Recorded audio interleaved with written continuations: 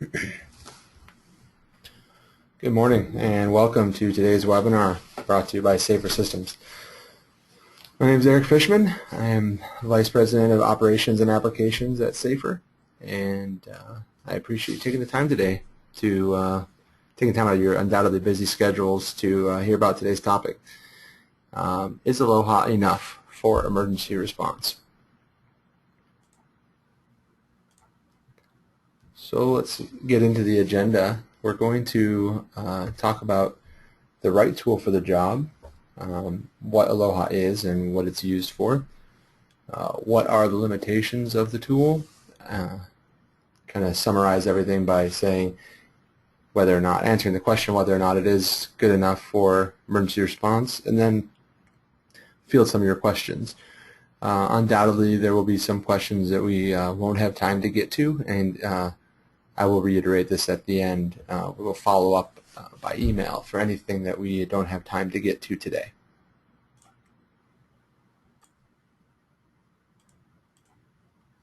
So we deal all the time in the safety world with the mantra, use the right tool for the job. And at home you wouldn't use hopefully you wouldn't use your lawnmower to trim your hedges, or use a hammer to drive in a screw, and all of that is really in the name of doing a job safely and using the right tool for the right job to ensure you can safely complete the task without putting yourself in harm's way. And we want to apply that to the emergency response world and talk about using the right tools when responding to an emergency. And so before we get to what is the right tool, we really need to know what is the job. And defining the job when it comes to emergency response is really going to help us decide what the right tool is. So the job when it comes to emergency response is really about being effective, efficient, and accurate, giving yourself the best information possible to make decisions in an instant. And so when you're in an emergency situation, you have very little of your precious resources, the human capital and time. And so giving yourself the right information helps the job of keeping people safe and reacting effectively and efficiently to safeguard yourself, your team, your community, makes that job easier. So what does the right tool look like? And from our perspective, the right tools are the ones that bring real-time information, valuable information that's as accurate as possible, that's as current as possible, that can be used to drive effective, efficient, and accurate decision-making to help safeguard your plant, your community, your team, and all your critical resources. So I guess you could just say that the right tool is really it's really one that gives you the confidence to make the decisions necessary to keep the community members and people you work with safe.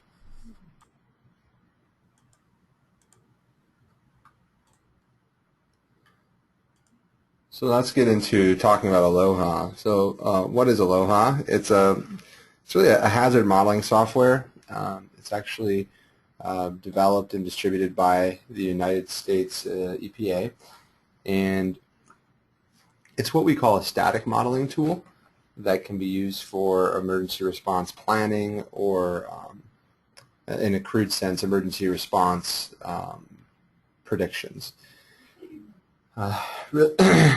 It's designed to provide a best estimate of the downwind dispersion or impact from a release source, and it does this by what it calls threat zones. So you can see on this plot here, it's showing 3 zones, 50 ppm, 150 ppm, and 1,000 ppm of a toxic threat, and it shows it in the downwind direction. So ALOHA is a good tool for what it's for, or for if you recognize its limitations, I should say, it's a good tool. So you could be a chemical plant, and you could use ALOHA to submit an RMP, knowing generally what the chemical of concern is, and then getting a general profile for what the dispersion might look like downwind, and you could submit that to the regulation authorities. If you're a responder, you could use it to plot the initial projection for what a plume might do at an instance in time. And I think that's really the crux here, is that it provides some some answers, but really when you get down into it, and in terms of a tool for emergency response, it's not going to be adequate. And the main reason is because it's not dynamic. So any trained emergency responder knows that in an event, conditions are dynamic, and plumes move, winds shift, and you have to be able to react to that. So if you're plotting a plume in ALOHA and using the same plume 10 minutes later, you are now not basing your decisions on what's happening now. You're basing your decisions on what was happening 10 minutes ago. So do you really want to base life-saving emergency response decisions on static data, or something that happened in a brief snapshot in time 10 or 15 minutes ago? I'm not sure if any of you had the opportunity to join us for our last webinar, where we talked about the difference between live and static data, and specifically what it means in an emergency response. But I think when we're looking at ALOHA as a tool and what it's used for, it's really important that we talk about what we're trying to do. Again, what is the job? And trying to use a tool like this to answer the questions that you may have in an emergency, like where's the plume coming from? Where is it going? What areas are being impacted downwind? Are any of our critical assets or receptors being impacted, and how badly? How big is the leak, and how long will it last? And I think without having real-time information from real-time weather and gas detection data sources, and just using a tool like ALOHA, you're not going to be able to answer those questions with any deal of confidence. And so I think that's where the genesis of the issue really comes in, is ALOHA probably just isn't adequate enough for emergency response.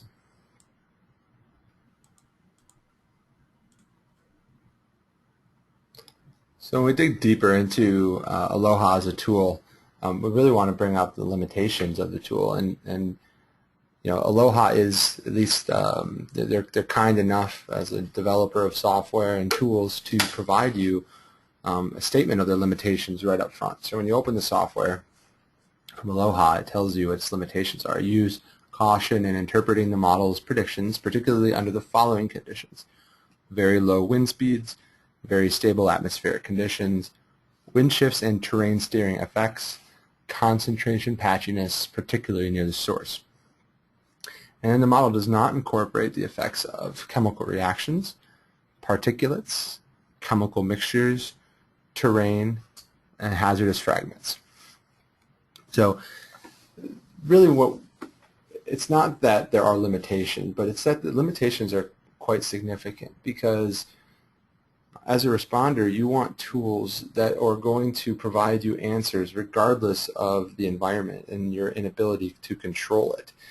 And that's the real issue here, is very low wind speeds. ALOHA is not going to provide reliable results. And for the most part, dispersion models have a hard time with low wind speeds. But when you're using real-time conditions and the data is being fed to your system in real time, you're able to more accurately and decisively make that decision and what it means for you and your particular situation.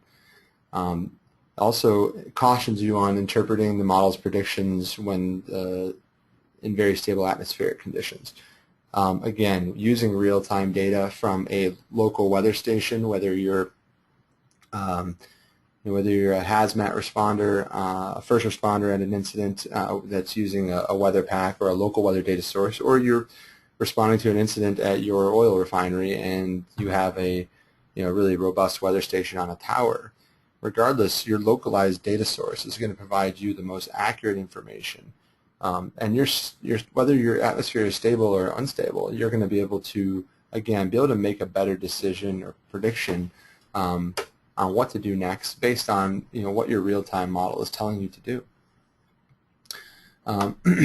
Wind shifts and terrain steering effects, and I think this is really where ALOHA starts to fall short. Unfortunately, wind shifts are a huge part of emergency response, and specifically when you're dealing with flammable or toxic gases, you could think of a situation where you might be responding to a train derailment out in the middle of a field, and there's maybe 20 or 30 houses nearby, and everything's good because the wind's blowing in one direction, and all of a sudden the wind picks up and moves in a different direction.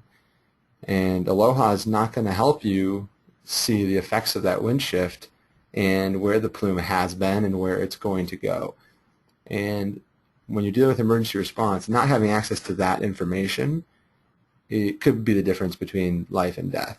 And to me, that's one of the major reasons why it's not an acceptable tool for that job. So it talks about certain other model inefficiencies like chemical reactive models, and and a good example of that would be hydrofluoric acid (HF) when it polymerizes in an atmosphere full of moisture, and that can greatly impact the downwind dispersion of that chemical. And so ALOHA, again, limiting itself to not being able to do that is going to be hamper you in responding to those situations, specifically in a refinery or a fuel facility that has HF there. Chemical mixture is another area that it doesn't do, and that's I guess specifically if you work at a refinery, or even a wellhead, you're thinking, all I have is mixtures. The entire refining process is built on the concept of mixtures and separating your high boiling liquids from your low boiling liquids and continuing the separation process the further you get down. And almost everything is a mixture. And to accurately, or I should say, to not be able to characterize a mixture within the model, ALOHA is really selling itself short of doing the job, specifically when you look at the oil and gas industry. Terrain is another one of the big ones too, and there are models out there, I guess ours specifically, that will allow you to utilize a complex terrain environment and create a wind field related to that terrain. So if you're in a river valley or a hilly or mountainous region, we could take a tool like ALOHA wouldn't be able to take into account those wind fields and the effects that they may have. So in a low-lying area, a dense gas might pool close to the ground and not be able to move over the next undulation. And again, when you're responding to the unknown, that's just one more thing that you don't have access to.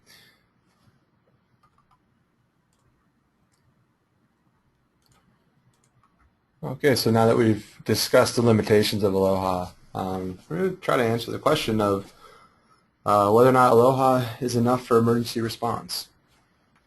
And I think you can probably tell by the tone of the tenor of this conversation that I don't really think it is. And the main reason is because ALOHA is really just showing you what happened at a certain period of time. It's not adjusting to what's actually happening. And a real emergency response tool for dispersion modeling is going to show you a more complete picture. And that picture is displaying real-time gas concentrations on a map from gas detectors that you put out there, showing you real-time wind conditions as they're changing and adjusting the plume to those changing conditions.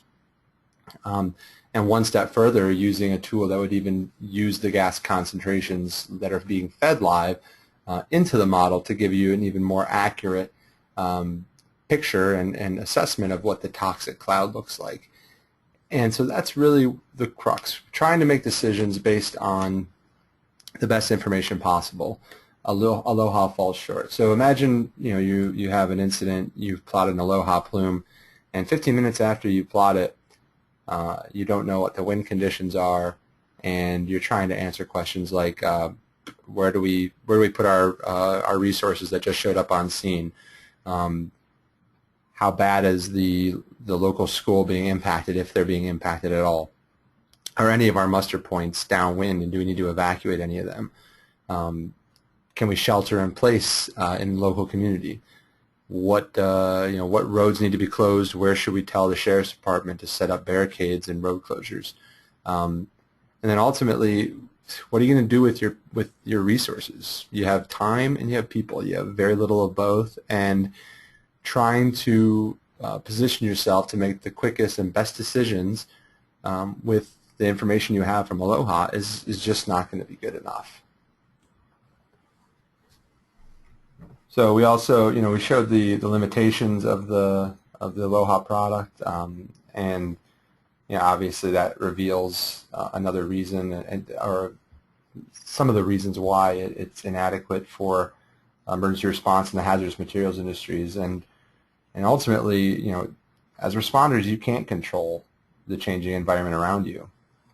So I think it makes sense to deploy a tool for emergency response that's going to allow you. It's going to change along with the changing conditions. It's going to give you information as that situation is changing, and taking a little bit of the guesswork out of the plume modeling. So we showed this same video during the last webinar, but for those of you who haven't seen it, I think it really hits home again for this specific webinar and topic, and the reason is because it shows you the difference between using static data and live data. And I'm going to let this thing run through once before I show you. The static data on the left would be a tool like ALOHA, and it would show you the plume resulting from a single snapshot of weather data. And I'm going to pause it here so you can see we have a wind shift, and it occurred about 15 minutes into this event, and it completely changes the profile of the impact of this event. And using a static model like the one on the left is only going to give you the information for what for the results at that time. And if you continue to use that tool and respond using the visual that you get from it, you're not reacting to what's actually happening. On the right, you see a wind shift that is now impacting an airport and a completely different set of the community. It's moving away from this industrial zone into the community and completely changing the situation. And that's a situation that, as a responder, you may need to react to. And doing that with a tool like ALOHA is just simply not going to be good enough. So I'll let it finish again before we move on. And so I think just to kind of summarize the position, it's when things are changing, you need a tool that's going to change along with those conditions. And that's the summary of the situation. ALOHA, or really any static model, is just not going to be good enough to support your emergency response needs. So at this time, I'd like to take some of the questions that we've been receiving from the audience over the course of the webinar. So, okay, let me see here. First question we have is, okay, will ALOHA work with my existing weather station or gas sensors? So that's a good question. ALOHA is primarily a manual data entry system. So you enter conditions for the release, and then for the weather data, you'd also enter weather data, whether you pull it up from like a weather.com, AccuWeather, WeatherBug, one of those locations. It does actually have the ability to integrate with an SAM or a SAM station. It's a very specific type of weather station. The SAM weather station is not as robust as some of the other technology that's out there for measuring atmospheric conditions. But more importantly, what it does is, or what it doesn't do is, it takes away the real-time capability because you're using it with ALOHA. So even though you can take in the data in real time, you can still only plot ALOHA for one instance in time from that weather station. And if the wind conditions change, it's just going to replot that dispersion model with the new conditions. It won't take into account where the plume has been and where the concentrations are relative to where they used to be. So it's not going to provide the full picture. Again, it's just giving you a partial picture. And the second part of that question was related to gas sensors. And ALOHA does not integrate any gas sensor data, so you can't, whether you're at a plant site and you have a DCS, or you've just put in some new gas detection equipment from a separate system, or you may be a first responder that has some area arrays, multi-array, some array technology or MSA technology or any of the various gas detection technologies. None of that data will be in ALOHA, and of course with the safer software you could do that, but specifically with ALOHA you cannot integrate and display gas detection data within the software. Okay, so the next question, is how does ALOHA compare to a safer system? That's a very good question. The second part, how can, I'm sorry, that's a separate question. Okay, so how does ALOHA compare to a safer system? Well, the safer system is really I guess you could call it the right tool for emergency response. And a lot of the limitations that we talk about with ALOHA you don't have with a safer real-time system. So at the bottom of the newsletter we sent out, what's titled "Is ALOHA Enough?", which you can find on our Facebook feed, you can find it on our LinkedIn page, you can also find it on our website. There's a side-by-side feature comparison that kind of illustrates the differences between the two systems. But really, you can summarize it by just saying, safer real-time is a suite of applications that is designed to put the right information in the hands of responders when they need it most. And really we do that by integration of any number of real-time data sources, whether it be real-time gas detection or real-time weather data. We're bringing that data in and showing you how the model is changing based on the real-time inputs. And when you're out in the field responding to emergency, having that real-time information and having a piece of software that's reacting to it as you're reacting to it, really is the correct way to go about responding. And I think I can't underestimate, or you can't really understate that. So anyway, yeah, just take a look at the link and look at the feature comparison. I could go on and on about it. Obviously I work for Safer Systems and I know all about the topic. But I feel free to explore yourself, and then you can contact us if you have any questions. Move on to the next question. Interesting. Can't I just keep updating the inputs for ALOHA and run it every couple of minutes during emergency? Yeah, I suppose so. Basically, they're asking, can you make ALOHA real time? And I suppose to some extent, if you needed to make ALOHA work, you could do that. But I tell you what it doesn't do, and we talked about this when talking about the nature of it being a static model and whether it would work with your weather station. It's never going to show you really what's happening, what the real picture is, because it's only going to give you the snapshot.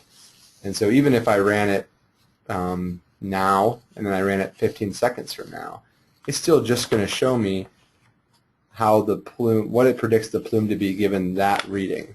It's not going to incorporate anything that's already happened, and that's the real power of a true real-time dispersion model, such as Safer Systems, real-time or hazmat responder. It's not just showing you what's happening now, it's showing you what has happened, and it's showing you how the concentrations that were there 10 minutes ago, how those are impacted by changing conditions and changing wind shifts. And then if you're just running ALOHA every couple of minutes as the conditions are changing, it's just going to give you the wrong picture of what's happening, because it's focusing on that condition, that snapshot. And so when you're looking at a piece of software, you tend to look at it as the holistic view and what's actually happening, but it's not giving you the whole picture, and it can be quite dangerous and give you bad information. So well, not the last question, the next question, Safer clearly has more robust features than ALOHA, but ALOHA is free. How does Safer compare price-wise? Well, I'm glad that you first have already looked at Safer to see that it has more robust features. ALOHA is free, and that does make it quite appealing, and there's not really any way to get around that for us. And I think in that respect, if ALOHA meets your needs for a response planning standpoint, it's a great tool, and being free, it obviously has a lot of applications. But in terms of price, Safer has quite a few different applications and software packages that meet the needs of different industries, and they're at different price points. And I don't think I want to get into all of those right now, but you're more than welcome to follow up with us.